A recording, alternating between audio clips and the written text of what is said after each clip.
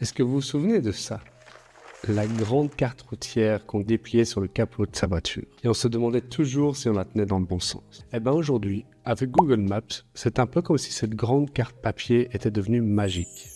Imagine une carte qui sait toujours où vous êtes, qui se met à jour toute seule et qui se tient dans sa poche. C'est exactement ça, Google Maps. Et je vais vous montrer comment vous en servir tranquillement, pas à pas. Dans cette vidéo, on va voir ensemble comment démarrer pas à pas avec l'application Google Maps, comment cliquer pour trouver un lieu, un itinéraire ou une rue que vous allez pouvoir visiter depuis votre salon. Et je vous donnerai à la fin mes 3 astuces qui vont vraiment vous simplifier le quotidien. Bonjour à tous, ici Vincent de SuperZen. Chaque jour, nous aidons des personnes peu à l'aise avec le monde numérique à utiliser leur ordinateur, leur smartphone ou leur tablette. Notre mission rend le numérique beaucoup plus simple, agréable et sans stress. Grâce à notre équipe d'étudiants qui vous accompagne dans notre boutique, chez vous et en vidéoconférence. Si ce genre de vidéo vous aide à y voir plus clair, n'hésitez pas à cliquer sur le petit pouce ci-dessous, à suivre la chaîne et activer la petite cloche afin d'être tenu informé dès que nous sortirons une nouvelle vidéo. Allez, maintenant on y va, je vais vous montrer comment fonctionne Google Maps. On va le faire pas à pas, un peu comme si vous étiez à côté de moi. Vous êtes prêts? Allez, c'est parti. Alors, si ce n'est pas déjà fait, vous allez pouvoir installer l'application. Donc ici, on voit que j'ai déjà l'icône Google Maps. Mais si vous n'avez pas encore installé l'application, vous pouvez aller sur les stores. Donc si vous avez un appareil Android, c'est Google Play. Si vous avez un appareil Apple, c'est Apple Store. Donc le petit signe ici. Hop. Et vous allez arriver ici sur la barre de recherche et vous allez pouvoir cliquer sur Google Maps. Hop. Google Maps. Voilà, je peux cliquer là. Et je vois ici l'application, donc là je suis dans l'Apple Store, l'application Google Maps, et je vois à droite le petit bouton ouvrir. Ouvrir, ça veut dire que c'est déjà installé, donc il me propose de l'ouvrir directement. Mais si ça n'avait pas déjà été installé, on peut voir une autre application en bas ici. Ben, on aurait vu un petit nuage vers le bas ou un bouton installé sur Google Play, ça dépend un peu. Donc ici, je retourne sur l'application, je clique sur ouvrir et me voilà sur Google Maps. Bien comprendre l'application Google Maps, on va voir l'écran d'accueil. Donc l'écran d'accueil, qu'est-ce qu'on a? On a en premier lieu la carte. Alors là, je dézoome pour voir un peu mieux. On voit que je suis à Louvain-la-Neuve, que je suis à côté de Wavre et de Bruxelles. Alors ça me permet avec mes 2 doigts, comme ceci, de pouvoir zoomer et dézoomer. Et de pouvoir aussi, avec un doigt, je peux naviguer pour voir les communes adjacentes. Alors, sur cette carte, on a un petit point bleu. Alors ça, c'est le point le plus important parce que c'est vous. Donc, vous voyez, hop, si je tourne la carte, le point bleu reste au même endroit parce que moi, je reste au même endroit. C'est juste moi qui décide de naviguer pour voir un peu plus la carte, mais mon point bleu reste au même endroit. Si jamais à un moment vous êtes trop perdu dans la recherche et la découverte de cette carte, n'hésitez pas à appuyer sur ce petit bouton, ce petit icône en bas à droite et automatiquement ça vous recentrera sur la carte. Ensuite, nous avons la barre de recherche. Donc ça, c'est la barre qui va être la plus utilisée parce qu'elle va vous permettre de rechercher un lieu, une rue ou autre. Donc imaginons par exemple je recherche une pharmacie dans le coin, j'ai besoin d'acheter un médicament, donc je peux tout simplement soit nommer la pharmacie, soit mettre juste pharmacie, et là on va voir qu'il va me proposer toutes les pharmacies qui sont à côté. Donc là j'ai mis phare et il me propose directement en dessous pharmacie, donc je clique dessus.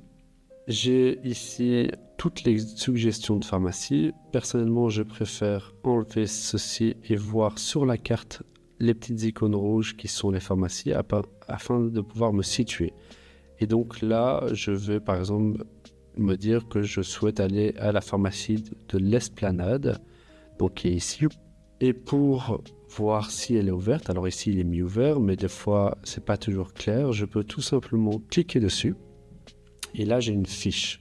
C'est la fiche du lieu qui va s'ouvrir. Et donc en glissant ici, je peux pouvoir avoir un maximum d'informations sur ce lieu.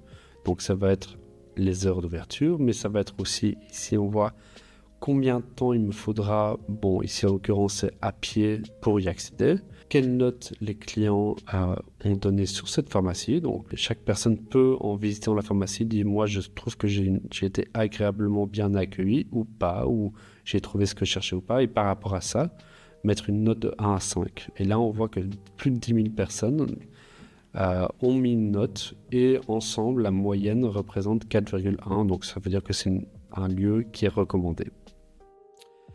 Voilà, on aura d'autres informations ici, la rue exacte. Et surtout, on va avoir le petit bouton itinéraire. Alors, itinéraire, ça lancera la navigation pour pouvoir atteindre ce lieu. Alors, ici, j'ai montré pour une pharmacie, mais par exemple, on peut aussi avoir un autre cas de figure où une amie d'enfance française, par exemple, ici on est en Belgique, va vous inviter à Lyon. Une rue à Lyon, on va mettre le centre-ville, mais voilà, elle pourrait vous donner un nom de rue, donc ça, je vais mettre Lyon. Avant d'utiliser une application comme Google Maps, aller à Lyon, il fallait regarder pour prendre un train, il fallait regarder les heures de train, et puis regarder pour prendre un bus pour aller de chez moi à la gare à Bruxelles, et puis après de la gare de Bruxelles, le train pour Lyon, etc. etc. Ici, vous voyez qu'en un seul clic, j'ai mis Lyon et j'ai le petit bouton itinéraire qui va s'afficher en bas à gauche. En cliquant dessus, je vais avoir une série d'itinéraires qui vont être proposés. Donc, la première ici, c'est si je souhaite y aller en voiture. Alors, en voiture, ce qui est très intéressant, c'est que automatiquement, il va me dire, voilà le temps que ça va vous prendre pour aller en voiture. Donc ici, ça va me prendre un peu moins de 7 heures. Et je vais pouvoir avoir plein d'informations en bas, le trajet, etc.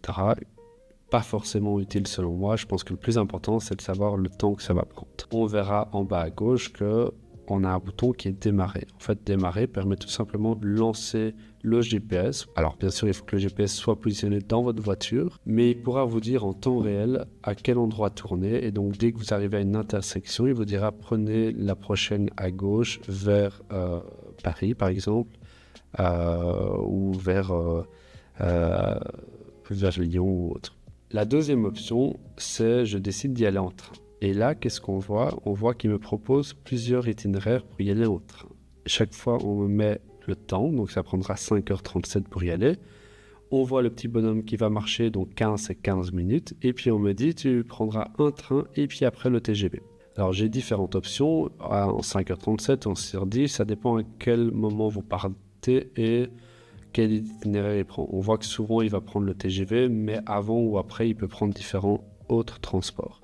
Donc si je clique ici, hop là, on voit que, et donc là je peux, c'est toujours intéressant de zoomer sur la carte, on voit de là où je suis, il va me faire prendre un train pour aller jusqu'à Bruxelles, et puis à Bruxelles, je prendrai le Thalys. Donc ça c'est hyper utile parce que ça permet aussi de vous recommander les bus, de vous recommander le meilleur chemin, le plus approprié pour pouvoir aller simplement à un endroit. Alors je vous le montre, mais on sait très bien que ça va être un peu compliqué, mais soyons fous, si certaines personnes désirent y aller à pied, on a le trajet pour y aller, ça prendra juste 6 jours.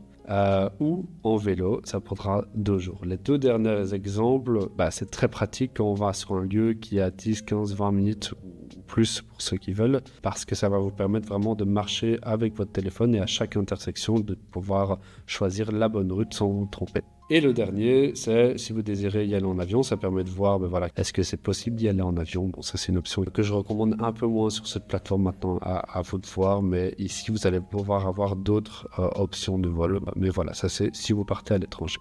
Alors, on va aussi avoir un petit bouton ici qui est le cal, qui va pouvoir vous permettre de changer la vue de votre carte. Donc là, vous avez une vue satellite, mais ça pourrait être trop d'informations, on va dire, trop d'éléments sur la photo, tout que ce soit des bois, des rues ou autre.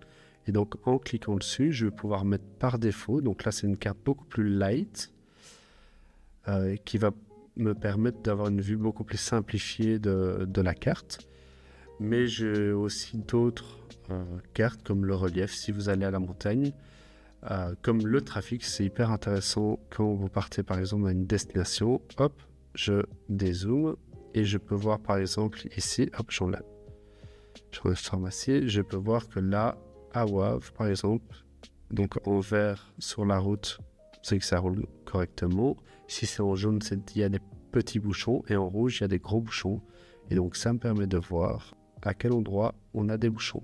Autre point important, on va pouvoir aussi regarder les transports. Donc, par exemple, hop, je regarde quel bus se trouve à côté de mon lieu. Je peux cliquer dessus et ça me permettra de voir quand le prochain bus arrive. Donc là, on voit que c'est dans 53 minutes.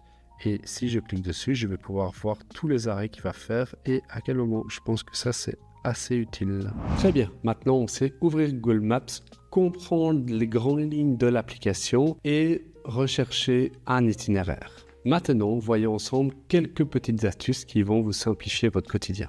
Voici mes 3 astuces. Vous allez voir, c'est un jeu d'enfant.